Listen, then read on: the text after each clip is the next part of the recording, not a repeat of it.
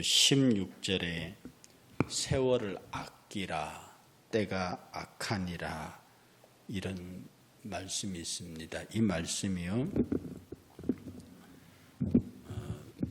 원어 그대로 풀어서 말씀을 드리면 세월을 사라 하는 뜻입니다. 세월을 사라. 때가 악하니라. 이 세월을 사라라고 하는 아끼라 사라고 하는 표현 속에는 너희들에게 별로 그렇게 많은 시간이 남아있지 않다. 주께서 곧 오실 것이고 또 개인적으로도 어떻게 하나님의 역사가 내게 임할 줄 모르니 너희들의 세월을 아껴라. 아니 너희들이 세월을 시간을 가지고 있는 모든 것을 다 통해서 그것을 사라라고 하는 바울의 강력한 권면이 있습니다. 사실 돌이켜보면 세월은 정말 빠르죠. 찰스 웨슬레하고요. 그 웨슬레 형제 부부가 형제가 찰스 웨슬레하고 존 웨슬레 형제가 감리교에서 유명한 창시자들이니까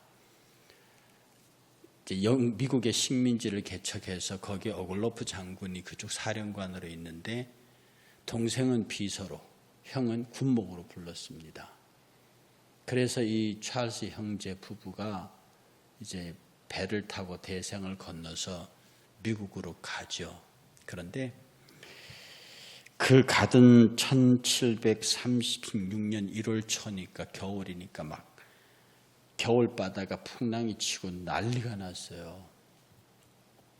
그러니 뭐 요즘 배도 아니고 그때 배니까 어마어마하게 사람들이 동요하고 배가 침몰 직전까지 가는데 그런데 가만히 보니까 약 한 30명 남짓한 약간 이렇게 통일된 복장을 입은 사람들이 막 풍랑이 이는데도 전부 다 난간에 서서 아무 일이 없는 듯이 시편을 가지고 막 찬양하는 모습을 이 존 찰스 웨슬레 형제가 봅니다. 자기도 두려워 죽겠는데 그 배 안에 탄 모든 사람들이 정말 죽기 살기로 고통하고 있는데 아무 일이 없다는 듯이 시편을 찬송하고 있는 그들을 지켜봤습니다. 그리고 풍랑이 지난 다음에 당신들 누굽니까? 라고 물으니 여러분이 잘 알고 계시는 분들이 있겠지만 그들이 모라비안 교도였습니다. 이 모라비안 교도들은 경건주의 영향을 받은 즉 성경 말씀을 읽고 말씀 그대로의 경건을 지키려고 하는 그래서 그들끼리 모여서 농사를 짓고 그들끼리 모여서 사는 사람들이에요. 이 모라비안 교도들이 거기에 타고 있어서 그 사람들이었습니다. 그래서 이 사람들도 영국 본토에서 신앙의 박해를 하니까 그 자유를 찾아서 미국으로 가고 있는 식민지로 가고 있는 모라비안 교도들이었어요. 이 모라비안 교도들과 독일의 진젠도르프 드레스덴 지방에 지금 얼마 전에 박근혜 대통령이 가셔서 드레스덴 선언이라고 하셨죠. 그쪽에 살던 사람들입니다. 원래는 보헤미아에서 출발해서 드레스덴의 진젠도르프 백작집에서 세력을 넓혀서 진젠도르프와 함께 당시 모라비안 경건운동을 주도했던 사람인데요.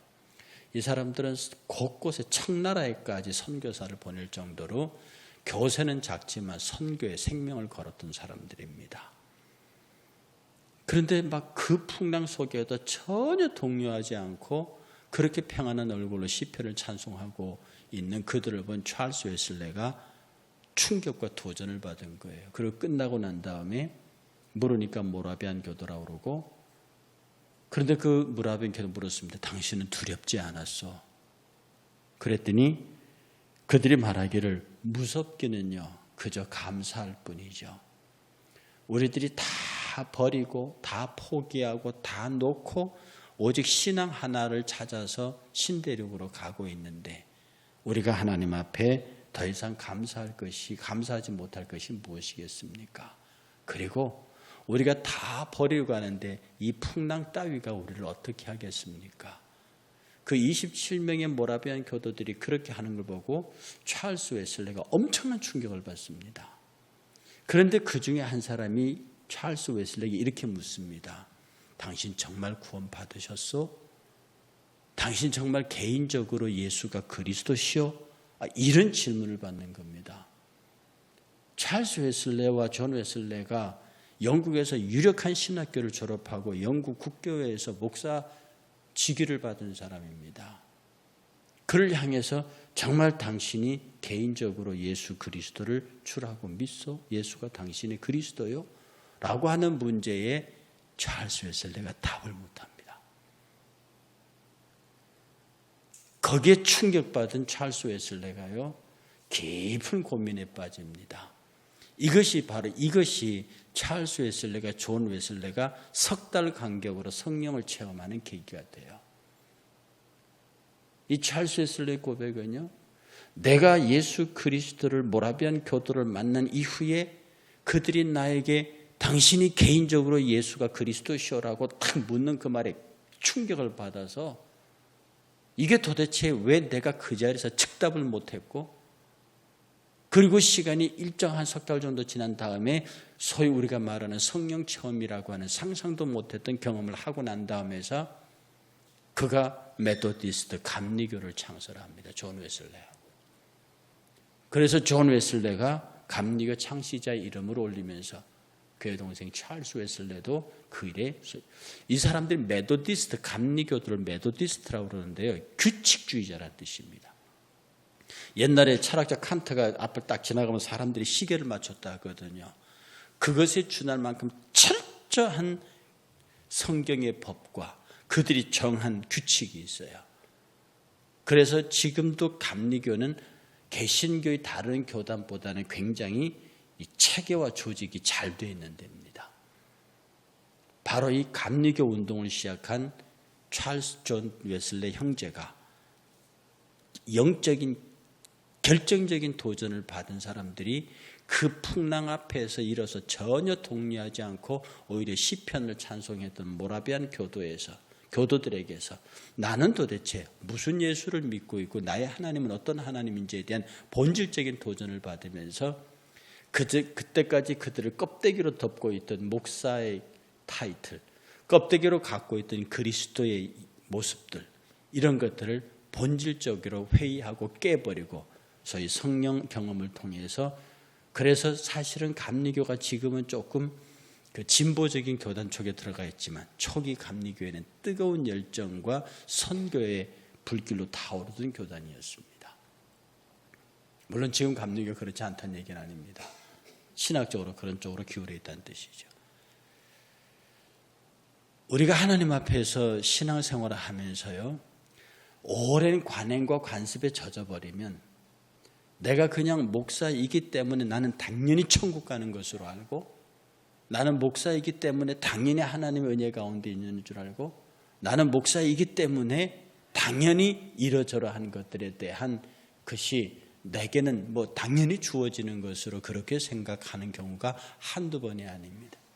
성도들 신앙 연조가 오래가면 갈수록 초기에 뜨거웠던, 초기에 정말로 진지했던, 열정적이었던 그런 신앙의 모습이 사라지고 어느 순간에 고착화되어 있고 어느 순간에 형식화되어 있고 어느 순간에 외식되어 있던 내 자신을 발견하게 되는 겁니다.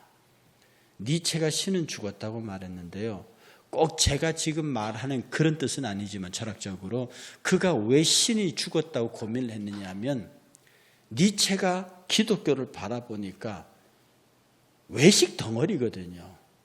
소위 성경이 말하고 있는 살아계신 하나님에 대한 고백과 그것보다도 교회의 전통과 예전과 격식과 직위에 따른 형식화하고 고착화되어 버린, 아주 돌처럼 단단히 굳어버린 소위 석화된, 그러니까 그런 하나님은 죽었다는 데서 이 니체가 이제 거기서 너무 나가버렸죠. 난 무신론까지 가버리는. 그러나 우리가 곰곰이 생각하면 정말 내 안에 하나님이 살아계시는가? 내가 오랜 신앙의 연조와 경험과 타이틀에 비추어서 정말 내 안에 예수는 그리스도인가? 그리스도가 나의 주가 되시고 그리스도가 나의 구원자가 되시고 예수가 나의 왕이 되시는가? 예수가 나의 구세주, 나의 왕. 그분이 진짜 그렇게 되시는가? 예수는 그리스도인가? 이 질문에 우리는 지금 이 순간 정직하게 대답하면서 요한 웨슬리가 그때까지 몰랐던, 너무나 당연히 여겼던 나는 그리스도인이요 그 예수는 나의 그리스도라고 하는 그런 형식적 신앙 고백에서 본질을 발견하기 위해서 노력하게 되고, 거기에서 자기도 전혀 경험하지 못했던 성령의 은사, 이런 경험들을 통해서 자신을 발견합니다. 비로소 찰스 웨슬레, 존 웨슬레가 세월을 삽니다. 비로소 그때서야 자기의 세월을 삽니다.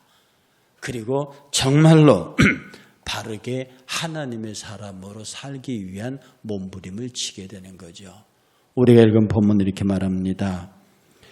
그런즉 너희가 어떻게 행할지 자세히 주의하여 지혜 없는 자같이 하지 말고 오직 지혜 있는 자같이 하여서 세월을 아껴라. 때가 악하니라. 정말 지혜롭게 해서 이 때가 얼마나 악한지 보라.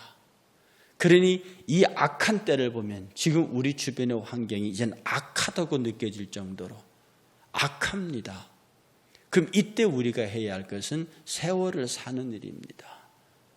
하나님이 창조하신 세월의 시간은 정확하게 흘러가지만 우리에게는 너무도 빠른 속도로 가고 있습니다. 이 세월을 사야 합니다. 어떻게 삽니까? 어리석은 자가 되지 말고 주의 뜻이 무엇인가를 이해하라. 어떻게 세월을 삽니까? 어떻게 세월을 삽니까? 어리석은 자가 되지 말고, 이 말은 앞에 지혜 없는 자같이 하지 말라, 어리석은 자가 되지 말라, 같은 표현입니다. 주의 뜻이 무엇인가 이해하라. 주의 뜻이 무엇인지를 이해하지 못하는 사람은 어리석은 사람이요 지혜 없는 사람이라. 이런 사람들은 어떤 행동을 하느냐? 술 취한다는 겁니다. 술 취하지 말라. 이 말에는 어떤 것도 술이 가하다는 논조가 들어갈 수 없습니다. 어떤 경우에도 어떤 사람들은 술 취하는 원어를 갖다 대고 드링크를 갖다 대고 이렇게 풀어내지만 이것은 안 되는 겁니다. 이는 방탕한 것이니, 술 먹지 말라. 이는 방탕한 것이니 오직 성령의 충만을 받으라. 그리고 노래하고 찬양해라. 뭐로? 시와 찬송과 신령한 노래들로 서로 화답하며 너희의 마음으로 주께 노래하며 찬송하며 범사의 우리 주 예수 그리스도의 이름으로 항상 아버지 하나님께 감사하며 그리스도를 경외함으로 피차 복종하라. 이게 세월을 사는 방법입니다. 이게 세월을 아끼는 방법입니다. 이것이 내게 주어진 시간을, 세월을 나의 것으로, 더 나아가서 나를 통한 그리스도의 것으로 바꾸는 세월을 사는 방법입니다. 세월을 아끼는 방법입니다. 정말로 예수가 당신의 그리스도냐? 정말로 당신은 인생의 모든 것을 들여서 세월을 샀느냐? 술 취하지 말라. 이는 방탕한 것이니 오직 성령에 취해라. 시와 찬송과 신령한 노래들로 서로 화답해라. 너희 마음을 주께 노래하며 찬송해. 그러니까 술 취하지 말고 찬송하고 감사하고 피차 복종하라. 이것이 세월을 사는 길이다. 이것으로 세월을 살아.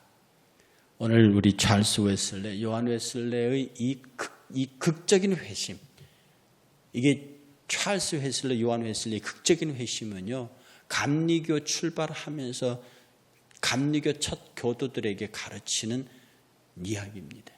우리는 경건주의에서 출발했고, 우리는 열정주의에서 출발했고, 우리는 예수 그리스도를 재발견하는 데서 출발한다고 그렇게 가르칩니다. 오늘 저와 여러분들에게서 가만히 생각해 보면 내가 세월에 실려가고 있는지, 아니면 내가 그 세월을 사고 장악하고 있는지, 환경에 밀려가고 악한 때에 그냥 쓸려가고 있는지, 아니면 내가 그 악한 때를 사고 있는지, 그래서 그것을 그리스도의 때로 바꾸고 있는지 잘 생각하면서 오늘 하루도 하나님의 은혜 가운데 우리의 시간을 사는 복 있는 성도들 되시기를 주의 이름으로 축복합니다. 찬송하겠습니다.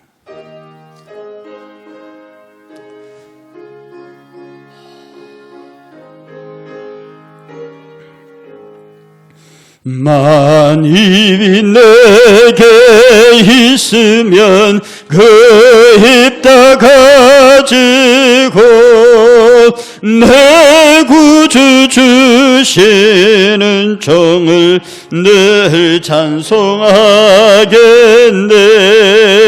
내 주애로신 하나님 날 도와주시고 그 크신 영광 넓혀 달게 하소서. 내 주의 귀한 이름이 날 위로하시고 이 귀의 음악 같으니 참 희락되도다. 내 죄 권세 깨뜨려 그 결박 푸시고 이 추한 마음을 비로소 고정케 하셨네.